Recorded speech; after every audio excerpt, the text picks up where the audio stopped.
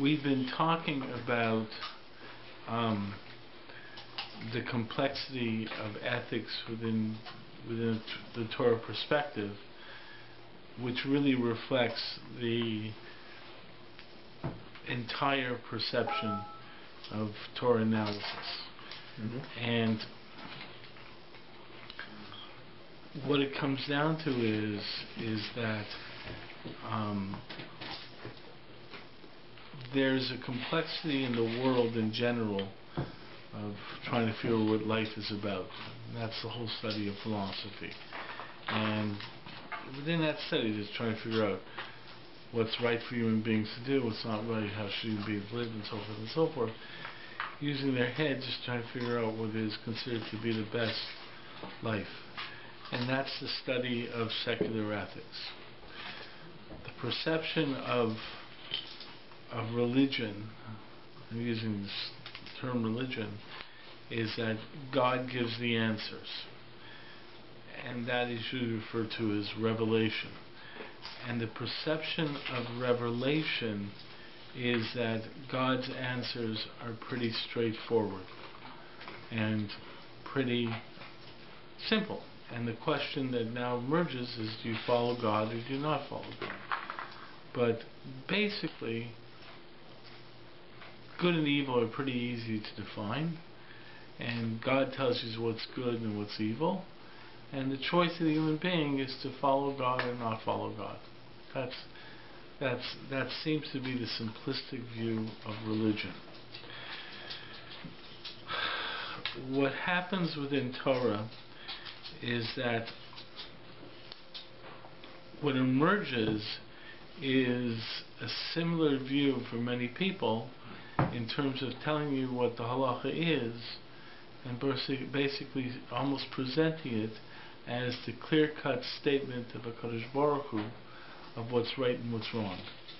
God said this is mutter, God said this is asur, God said this is a chiv, God says this is that. And that seems to be the simple understanding of what God did. Same thing as everyone else, just revealed right and wrong in nice simple terms. The problem that I've mentioned is the fact that that doesn't seem to go along with the reality of what we consider Jewish sources, where you have a variety of disagreements on what's right and wrong, which really means that God, in presenting the information about good and evil,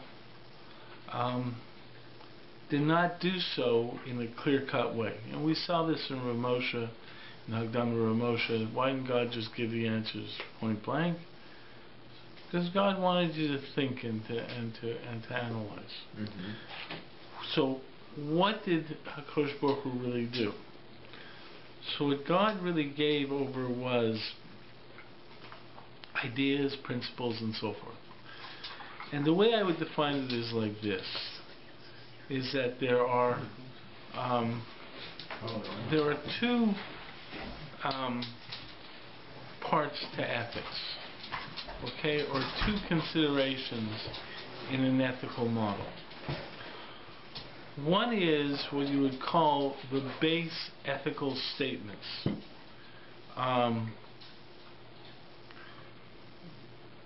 should help out the poor. You should have a certain sense of empathy for others.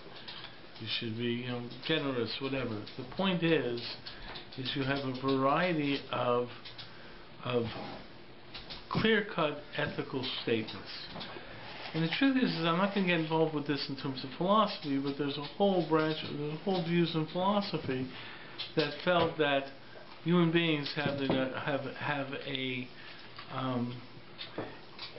an acumen to discover the clear-cut ethical principles. This is like Kant's idea of the categorical imperative. Human beings can define what is right and wrong. What are these basic principles? So that's one viewpoint, in the sense that one aspect of ethics. The point is that these ethical principles end up in conflict. Same way as you see in halacha. You have a question on Shabbos. There's a mitzvah of Shmir Shabbos. There's a mitzvah of saving a life. What do you do when they're in conflict? What do you do when you have various mitzvahs and conflicts? So the second aspect is working with the conflict of these ethical statements. So in halacha you have statements, let's say, of essay dochulosa said there'd be a conflict between an essay between a positive commandment and a negative commandment. Generally the essay takes precedence, but there are certain rules of when the essay takes precedence and so forth. So we have all these situations. We have situations where to save a life because of pikuach nefesh, you can be docha in many aspects of laws and so forth, but there's certain laws that you can't override. And there's a whole variety of issues like this of what you do when you have conflict. The point is that really also applies in ethics. In ethics you have situations where you have a person where you have a basic ethical principle, and then what you have is what do you do when the ethical principles are in conflict. And that usually leads to great complexity. Okay? Now, that's when you really find the halachic arguments in terms of, or hashkafic arguments of this nature, becoming really very powerful and very heated. Because generally you don't have disagreements on a basic ethical principle. You know, there's a certain basic ethical principle that everyone disagrees with, that everyone agrees with.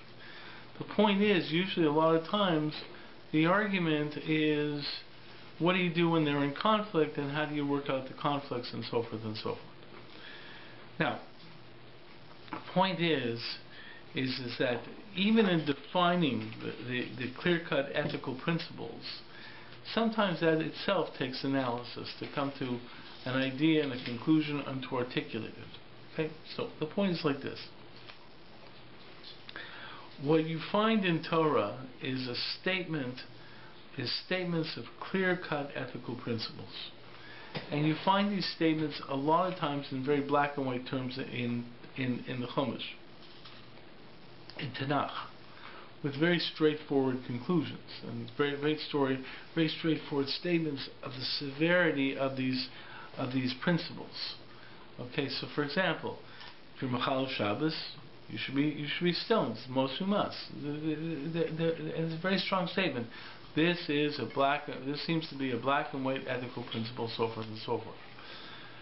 What happens though is when you bring it into the real world and you start to figure out, can you really do justice? Can you really determine the person's motivation for doing it, and whether it really is a motivation that is defined, that is defined in Chil Shabbos, because Chil Shabbos doesn't seem to be just the action. It seems to be there has some motivation, that you're doing it l'chachis, you're doing it because God says not to do it, and all these things and so on and so forth. What usually ends up is, in the end, it's very rare where you have the death penalty. And that's because many other principles are thrown into the mix. Okay, so we've discussed these things before, and basically, so we have ethical principles which are uncovered through a lot of learning and so forth and so forth. Some are more easy to identify, some are more difficult to identify. And then you have this whole reality of what happens when the ethical principles become in conflict, and it seems to be that it's a Kadosh Baruch Hu's wish that human beings be involved in that process. And that's really what you find in terms of a lot of lumdas. In dealing with the conflicts? In dealing with the conflicts. That they're involved in the process. They're involved in uncovering the principles. They're involved in the process of how you deal with the principles. In other words, it's not enough just to be told the answer. God wants you involved in the process. And the process is identifying the principles and also working out what to do when you have conflict in the principles. And that the process of Torah is to assist you in identifying the principles and to assist you in giving you further principles of how to work out the conflicts, okay, or how to balance out the conflicts. So that's a lot of what you find in terms of trying to deal with things. If you first recognize that there's first an identification of the ethics that are being uncovered or presented, and then you begin to understand that then how do you deal with these ethics being in conflict. So that's part of a tension. It's part of trying to work it out. And it's a challenge, but the fact is it seems to be that the reason God didn't give you clear-cut answers, here's right, here's wrong, is so that you are involved in that process. Okay. So I've been talking about this and so forth and so forth. Now, the fact is, last week I came across this introduction to the Shari Yasher of Rosh Shkop. Rosh Shkop was a big gadol in Lithuania, okay, in before the war. He passed away either in 39 or 40 in Lithuania. The Sefer Shari Yasher is basically a halachic sefer that deals with halachic principles, and deals with issues like issues that are examples of the principles we use in time to make when we have conflicts. What's a chazaka? What do you do in cases of suffix and things of that nature? Because that's all part of the thing. You don't know what to do. It's a question, and how do you proceed in that situation? So, and he identifies certain things, and then he has this introduction, and in his introduction he deals with certain ethical issues, basically trying to say what you have to do as a person to really try, and what he's going to lead into, what Kedusha is really about, and so forth. But he's going to he's going to show what I think we can see from this is he's going to first of all identify principles, show how principles are clarified, identified, and then he's going to say, okay, what do you do with principles that seem to be somewhat in conflict, and how do you reconcile them, and so forth. And the fact is his approach, I think, is quite thoughtful, and it reflects a certain aspect of analysis. Okay, it reflects really the idea of someone who's trying to think it through, and it's a good model for what we're called upon in terms of ethical decision making. And you see this all the time. I mean, the fact is that the more you recognize that the ethical principles are presented, and then you see how much they are in conflict. What you find in our world today is a real attempt to try and color certain things as totally black and certain things as totally white. Certain things as totally good. And certain Can you give an example? Well, in the real right-wing Haredi world, all secular studies are no good. You know what I mean? It's like saying there's no wisdom outside of Torah. Okay? The point is that what do you do with the fact that the world has come up with some wise statements or some ideas such as science or whatever? Okay, so you just you just discount it, right?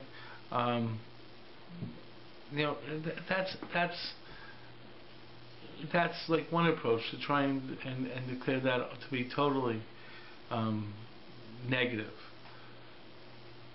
The point is that there's other people who basically try to find that there's nothing wrong with it, as if there's no problem whatsoever. And the fact is just because an intelligent secular person says something, that doesn't make it true. You know what I mean? But the question emerges from simplicity. My wife saw this DVD in the library called "God's Not Dead." She just looked at it. She thought might be interested. Okay, and so she took it home to see it, and I started watching it. It's a Christian movie. It's an evangelical Christian. Movie, yeah. It's a totally evangelical Christian movie. It's very similar. And what it's about is about this atheist professor who insists that the class should make a statement. Everyone has to agree that God, to be an atheist, God doesn't exist. This one guy says, I can't agree to that, so he's got to prove God's existence in front of the whole class. Okay. So the point is that I knew where they were going to go. I wanted to see how they got there.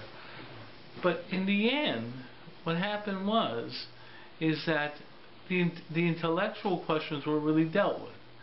It was basically trying to make everything is very simplistic, and everything basically being an aspect of your emotions, that you're denying God because you're angry at Him or something like that, and you're not really dealing with the questions. I mean, they brought a statement by Steve Hawkins, and some guy argued against Steve Hawkins and said his argument doesn't make sense. And the fact is that really go back and forth with these arguments. The point is that the movie was remarkably simplistic, but one of the aspects of why it was so simplistic is because it merely assumed Christianity is the only option. There was actually a subplot of a Muslim girl who accepted Christianity, and the point is that you can see right through it and say they're not really dealing with the issue. They're just trying to push their religion, but their religion is very straightforward, very simplistic. Black and white, and the only reason you don't do this is because your emotions are blocking you. So, but the truth is that the real and they kept on saying God is good and this and that. But the point is that no one less than Moshe Rabbeinu asked the question of Sadik V'Ralo and Rosh V'Tovo. Moshe Rabbeinu was bothered by it. So what's going on here? How come the Sadik is in pain, and how come the Rasha is smiling? I mean, what's going on over here? And it's a real tough question. And you go through Eov. It's a tough question dealing with God and the world and so forth. And how do you deal with it and so forth? But the point is that that's really what Torah does. It doesn't hide away from the depths of these questions. Anyways, but the thing I wanted to do is I wanted to go through this because I thought it was a good example of how he uncovers certain principles and it deals with. There are those majority of rabbis that will seemingly hide away. Like you bring these questions, these difficult questions, and they'll say, "Oh, you just haven't learned enough," or it's always that kind of answer, but they're not trying to tackle it. They're not trying to involve themselves. The fact is that there are paradoxes. Yeah, I mean the fact is it comes down to concern that people will move away from orthodoxy. I mean the fact is that. But you could do that regardless of not getting the answer and not. Yeah, but the fact is that there is an attempt. I mean, when the Reformation began, the Jewish Reformation, which started the Reform movement, there were different issues of how to respond to it. The Chasam Sofer's response was to say Chadash Aser Min Torah and to say anything new is Aser and to circle the wagons and to lock in. That was one way of responding, saying let's not deal with it, because the fact is that dealing with it, or you try and make all these questions as simple and so forth and so forth. The point is that the people who were asking the questions, the questions were not simple. I mean, the questions were deep questions, and you really needed to work out things and so forth and so forth. And sometimes it got down to a point you didn't have an answer, so you had to accept the fact that I'm still going to believe in this, even though I don't have an answer to that question. the point is that one way of responding was through encircling the wagons. That was one way of responding. Another way of responding was to go on the offensive. So the Malbim went on the offensive. He asked back questions and developed, but that usually involved a lot of challenge back and forth, and you know, for many people they just want a simple answer. Many people just want a simple answer and just want to If it's not be a okay. simple situation, then why would you expect a simple So the point is, the problem I find with the world is that there are many people who want a simple answer, and when you bring forth a question, like I've had situations where people have asked me questions, and to sort of start the dialogue, I say, "I think that's a question. I'll give 5 more questions that are more difficult than the first question, more difficult, so forth and so forth." Each time pointing out to the person, remember, this is an Orthodox rabbi who's asking these questions, to show the person that if you really want questions, I can give you questions. Okay? And now, you want an answer, well, that's not going to be so simple, let's try and work it out, and so forth.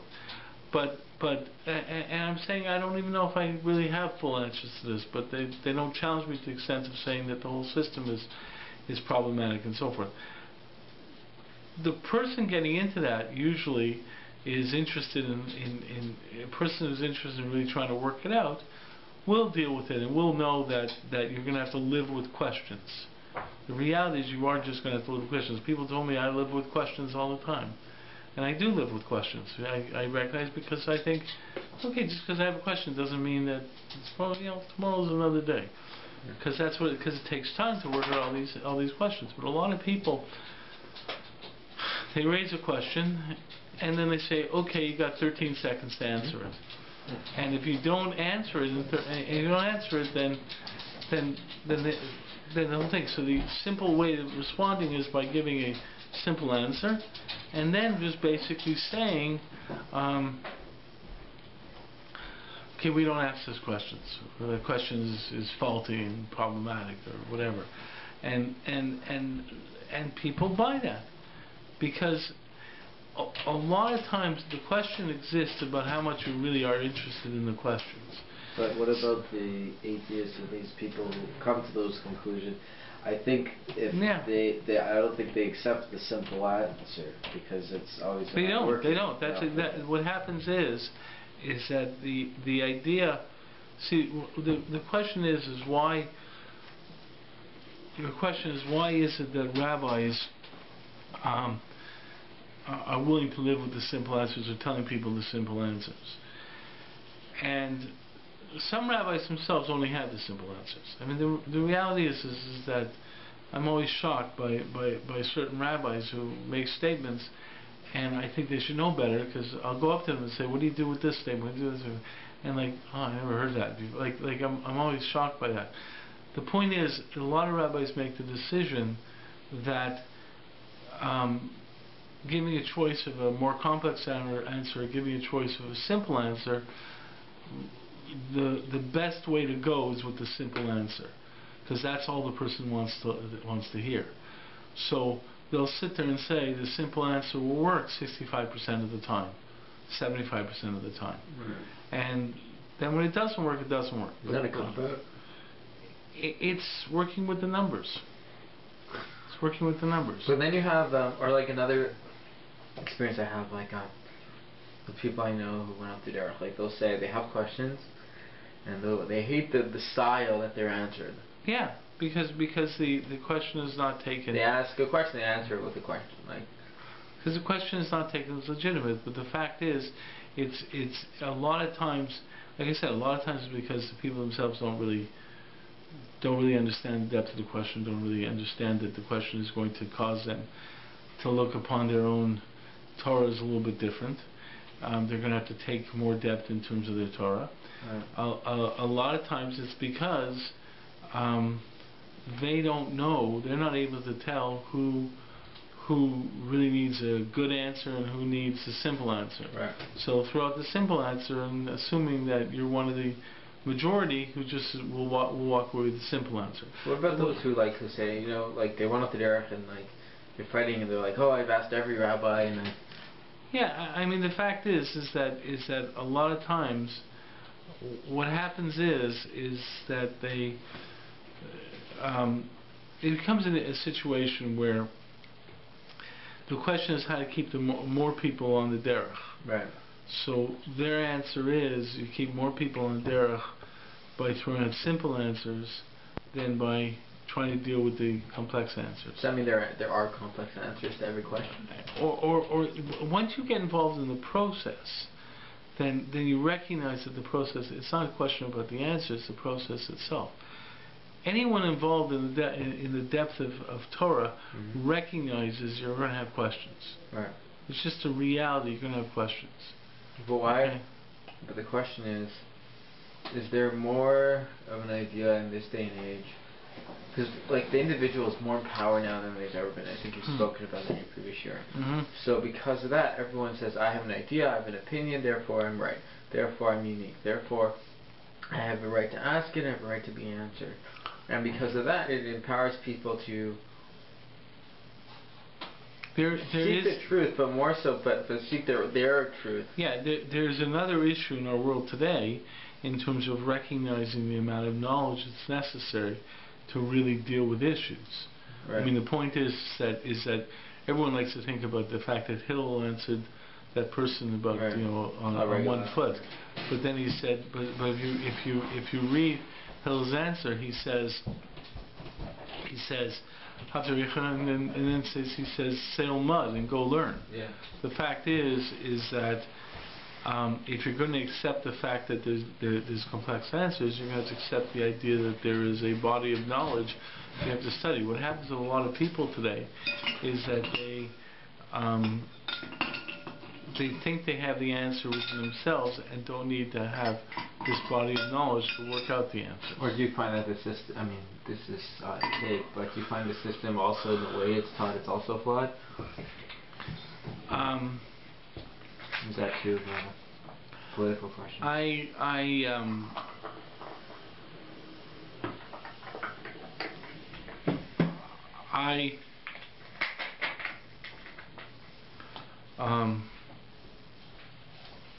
I think that people see, once you accept the complexity of the system, you have to accept a very broad understanding of Eilu ve'Eilu, okay, of what you would call halachic tolerance. You want to get involved in machlokas of Rav Sonnenfeld and Rav Kook. The first thing you have to recognize is you're talking about two individuals of outstanding stature. So if you're a real Tzioni and a follower of Rav Kook, and you sort of say, Rav Sonnenfeld, what do he know? He missed the whole point. If you're a real Haredi and sort of say Rav Kook, or what do he know? Or this guy's not because that guy's not because, then basically you're taking away the breadth of the process. And what happens is usually you're cutting off ability to think through things. And what you have to do is you have to look there and say, listen, you got to let people think. And letting people think means you let people really explore the various different possibilities and various different concerns within the standards of halacha. They have to set up the standards of halacha and so forth. But what happens is, if you're really trying to push a certain agenda, you're not going to allow for that kind of breadth in possibility from process. And that's once you open it up to investigation and to thinking, then you have to sit there and let the chips fall where they may through the process of thinking. There's a story. It's very funny. It's a funny story, but it's a story that there's a certain question I had of it at the end. The Satmar Rav, Revelational Teitelbaum, right, was big stuff. Okay, everyone thinks it's a Torah cart and so forth and so forth. Revelational Teitelbaum, for many people, before he was Nifter, people thought he was a gadol hador, even though he was very anti-Israel. So they were disagreeing with him on that. But they felt, but he was big. So there's a story that goes that when he went to Eretz Yisrael in the 30s, okay, the Haredi community in the 30s was very excited he was coming there. Okay, I mean it wasn't called Haredi there, but the okay, and some guy went up to him and said, "You got to go over to Rav Kook and you'll prove him that he's totally wrong, and it'll be okay with us." Some Rav didn't say anything. And someone else says, you have to go over and argue with the excuse me for a second, I'm just going to... Should I pause it? What? I'll just... You'll just have to... Excuse me for a sec, he's going to say, you know, the various things about you know, like go over and argue with Rav Kook, you'll prove him wrong. You'll give him all sort of prove him wrong, so forth and so forth. You can't have any people coming, because there's already big stuff in the 30s when I entered Israel. Okay, in the early 30s. Finally, he got to a point where he says, "Stop sending me to Rav Kook. If I go argue with Rav Kook, he's going to prove me I'm wrong." Right? Wait, so I'm not going. This is what the Satmar Rav said? Yeah, it was a biography. He says, if I go argue with Rav Kook, he's going to prove me wrong. So how do you, isn't that ignorant?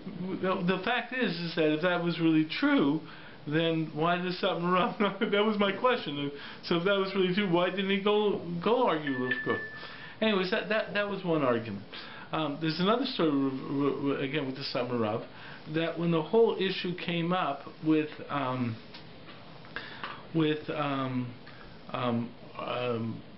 artificial insemination, and whether a married woman can be artificially inseminated by a non-husband donor, and the Satmar Rav was told it was totally usher, and Rav Moshe, who never said anyone should really do this, basically said he never thought it was a good idea, but he said it's not a problem of adultery.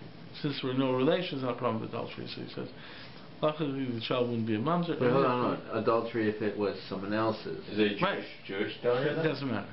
It doesn't matter. But if it was the husband of his donor, if it was a husband, no. If the husband's a donor, that's not the issue. The issue is, can a married woman become impregnated by a non-husband? Is it HSD without right. Okay, but the Rav Moshe said since there's no relations, it's mutter. The Satmar Rav held it was also.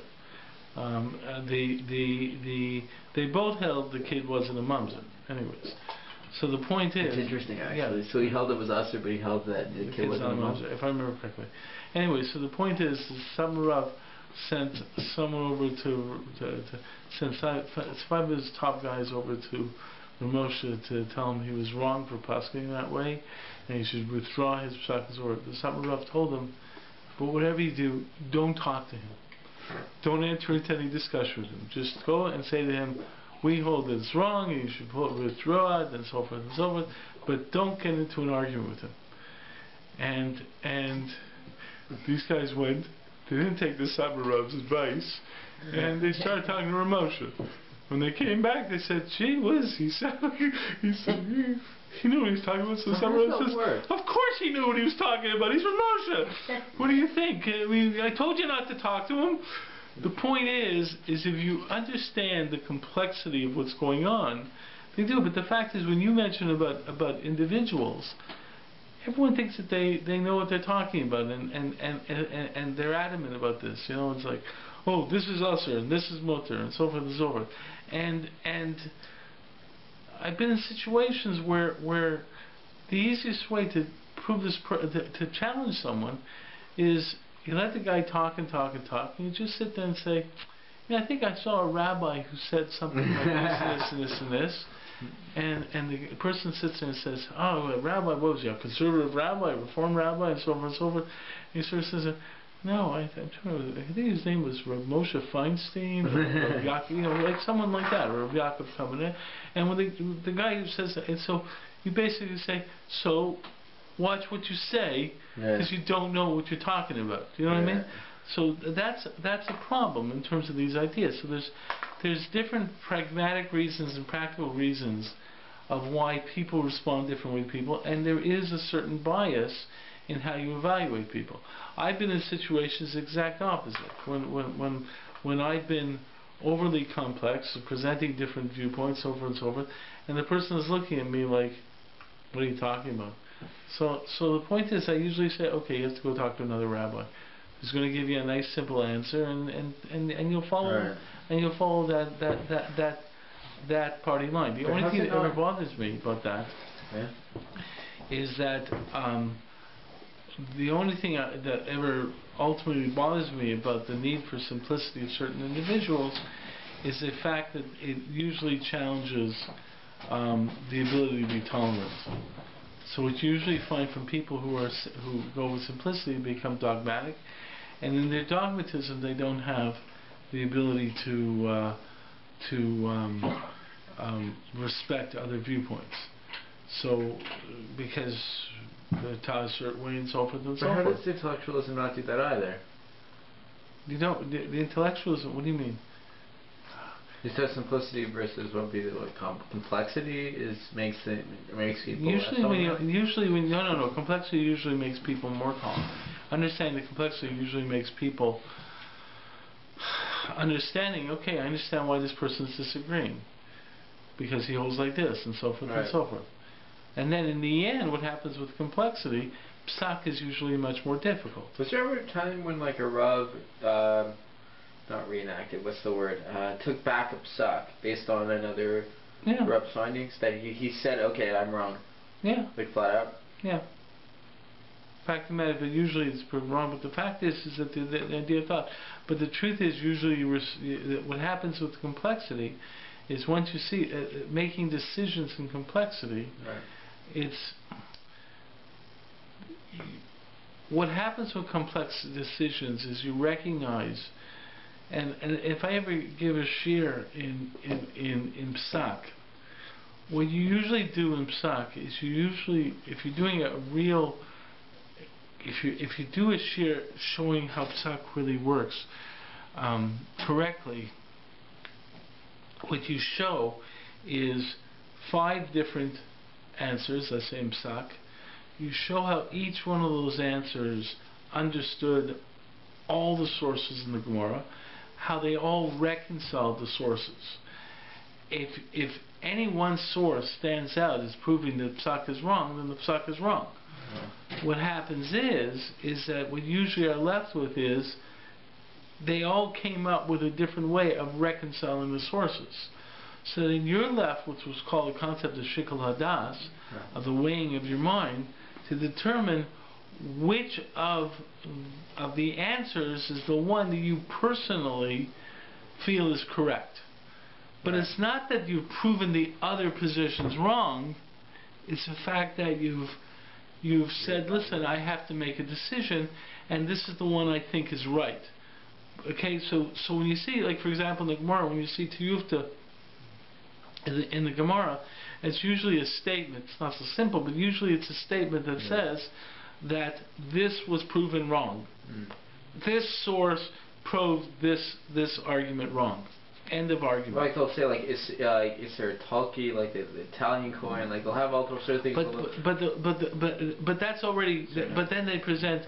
You know, like when you go through a Gemara, you say, what does he do with this pasuk? What does he do with that pasuk? Okay. Usually you'll come up with everyone having a nice package, how they reconcile everything, and then it's a matter of how you make your decision, and the decision is made upon a simple source. Okay, I'm just going to do this again. Okay, on a simple source. So that's the end of the. So the point is, you understand you're making a shikul hadas. You're choosing which one you think to be correct, and that which you think to be the most correct one. But you're recognizing that this person thinks otherwise, that someone else will think otherwise. But you haven't proved the other argument wrong. What happens with a lot of people is that they're told the other person is wrong, and then they I've heard people say, oh, I'd like to go to Rav Yoshe Ber, I'd like to throw this Gemara to Rav Yoshe Ber. I'm just checking on my thing. Sorry, because for people on the camera, I fell before. So, okay, that sort of affects my talking when I go like that. Okay, but it says when I fall, he says, oh, I'd like to throw this source to Rav Yoshe Ber. And I looked at him and said, you don't think Rav Yoshe Ber knows the source and already has an answer back? Right. I mean, what do you think you're playing with? You know, I mean, I've heard people say, oh, I'd like to throw this Gemara to all these people, or I'd like to throw this Gemara to the Satmar Rav, or this Gemara. It says, once you recognize these people know the sources, and it's a matter of how they reconciled it, and then it's a matter of coming to a conclusion. So how do you choose? Then you have to decision. So let's say you're like you are growing up, and you're choosing either to use the Satmar Rav's opinion or Rav Kook's opinion, or the Rav's opinion or Soloveitchik's opinion. Like, what's happening is you're going to start by following your family, by following whatever yeshiva you're in, and so on and so forth. Then when you start learning through the sources, you're going to start having ideas, and you're going to start coming up with reading people who you think really reconcile the ideas in a way that you find which appeal to you. But even then, it sounds like they're so complex in their rationale. Yeah, the truth is that, listen, I would say that the major voices in my view of Judaism are Rav Moshe and the Rav. And that doesn't mean I totally follow your halacha and Moshe and Rav and so on and so forth. But the fact is that there's a certain aspect of Rav Moshe that every time I read to him, I've seen him deal with a Gemara and seen him with me. He speaks to me. Not that I necessarily have to agree with it, but he says, "Gee, that's an interesting approach. That's rather. There's other people I've seen given answers, and I'm not going to say who, but there's certain people that if someone will come to me and say, listen, I've read his stuff and I don't really see any godless in it. Like, and it's a personal thing. Right. The fact is that you have to accept your own subjectivity in that analysis. So why can't you learn? Why can't you mix and match? Why can't you mix and match based on your own? You can mix and match based upon your analysis. You can't mix and match based upon take one from A, one from B. You have to create an overall system. You have a chance. Let's say like you keep 3 hours, you keep 6 hours something, but realistically you learned the Gemaras and you say 1 hour it seems legit, and you know how it affects other Gemaras? Do you know how it affects the entire system? Okay, let's say you learn that. There's a lot more to it. Yeah, so if you're on that level, then if you learned it all through, if you know Gan Shas and something like that, then you can start having your own opinions. Alright. Right? Until then, no. Reish Lakish was a Talmud of Rabbi Yochanan, and then he became a Talmud Chaver. He was able to argue him later. The fact is, and along the way, you develop certain processes and so forth. It's a matter of working with the knowledge. Right. A lot of people basically, I have my own opinion. From where? And also, where are the sources, and how do you reconcile it? If you're, like. We have ways of defending what we want as our lifestyles, and we have ways of defending it, and so forth and so forth. I think that's what turns off a lot of people who like to follow a logic of, let's say, sciences and things like that, because they use a systematic system to come to their conclusions and this and that. But when there's rabbis that just say it here and there, they're like, "What's that?" But there is a system. It's a strong system to look at and find reasoning to, and they'll never see that. Like no, a lot of the fact is a lot of times people aren't taught the full development of the system. You know what I mean? And that really comes about when you really understand the disagreements. Often they're not willing to see it because because a lot of times rabbis want to present their conclusion, not the process. So they're going to say, here's here's the, in other words, they have an agenda of saying, we want you to accept the process. Ultimately, if you want to be the most if you're okay, real so the truth is let's take Eretz Yisrael as an example, right? Rabbis, a person is a strong Tzionī who believes that Eretz Yisrael is Reishis Smichas Gula Seinu. He might mention the Satmar Rav, but he's not going to throw out the material and let you say, you come to your own conclusion. You know what I mean? A Satmar Chassid is not going to throw out Rav Kook. I mean, mostly a Tzionī is more open to throwing a Satmar Rav than a Satmar guy throwing Rav Kook, but they're not going to throw it to say, hey, you analyze and come to a conclusion. I'm here to assist you in your analysis. But if you really are very much involved in the process of analysis, you're going to sit there and say, here's the material. I'll help you learn it through, recognizing that I have my own bias, but I'll help you learn it through, and so forth and so forth. But then you take the material, and you see how it's working through. And don't make a decision based upon the answer that you want. Make a decision based upon the answer which you think is the best explanation of the sources. You can't, like when I was talking about reconciliation of forces, you can't say, I like this reconciliation because I like the conclusion. You know, you have to sit there and say, listen, I really think that's the correct reconciliation of the sources.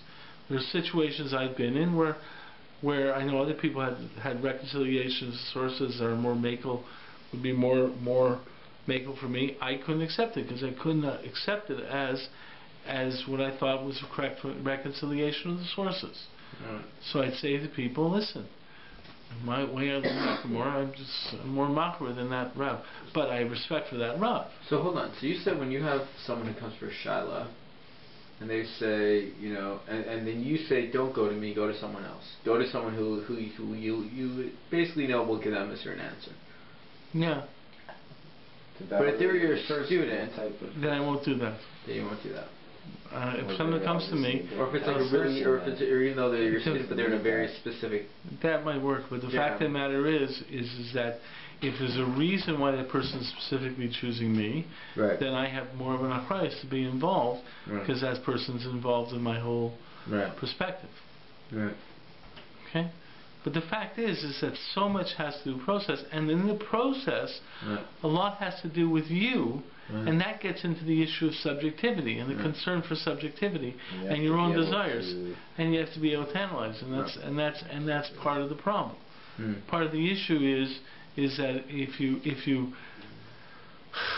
use hair covering for example, women's hair covering, if you gave women the entire spectrum of halachic opinions on hair covering, okay, since one of those perspectives is that women don't have to cover their hair anymore, if any woman just say, wow, I got all these different opinions, I'm going to choose this one.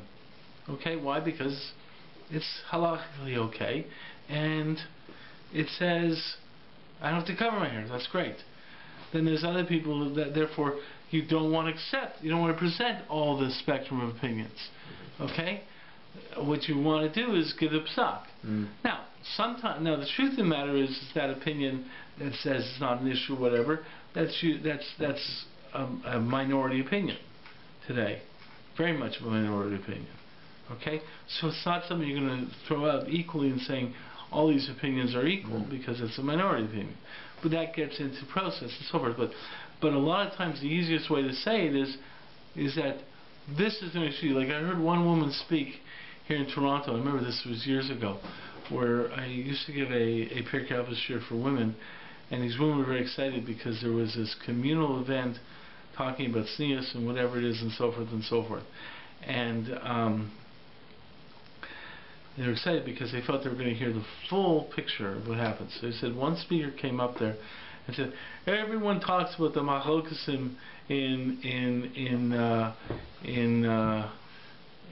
proper dress. Yeah, there are machlokesim, item 29, 30, down there. But the big thing is there's no machlokas. Everyone agrees. Cover your elbows, cover your knees, cover your collarbone, and there's something else, I forget. Cover your hair, whatever. And this woman came to me and said, so this woman said everyone agrees. Like, there's no machlokas in this. And we looked at each other and said, on knees there's a machlokas, on elbows there's a machlokas, collarbones there's a machlokas, and hair there's a machlokas. Right. What's what she's talking about? So she wanted to make a statement that, don't think there's any issues, because the fact is there's an agenda. Now, is that the more normative position? Yes. If you have something just to throw out to the general call, someone asks you a certain situation, you might want to say this as a basic. But if you're dealing in terms of learning and understanding the concept, then you have to then understand that you got the simple answer. Mm-hmm. So that's it. That doesn't mean that you are a bar hachi. That doesn't mean that you now have an opinion. You're following the normative opinions over and over, which may be correct for you to follow. Okay, as a general statement, but for you to now think you have a voice to say my opinion is the right opinion and I'm going to fight for it and so forth and so forth. No, because you have not really looked at all the sources and seen the spectrum. Mm. Okay. Anyways, what we're going to do, and we're going to start off next week on this, this is the introduction to Shar Yosher of Shimon Shkop. And what he does is he reveals principles, like what I consider to be what we call ethical principles, right. Black and white ethical principles. Then he deals with the conflict of these principles. And what you're left with is the complexity. First of all, there's a process, there's a complexity how he reveals in terms of learning and so forth and so forth. And then there's an aspect where he sits there and says, okay, now we're seeing these different principles, how do you balance them out? Okay, and this gives a good example of it. So this is what we're going to do next week.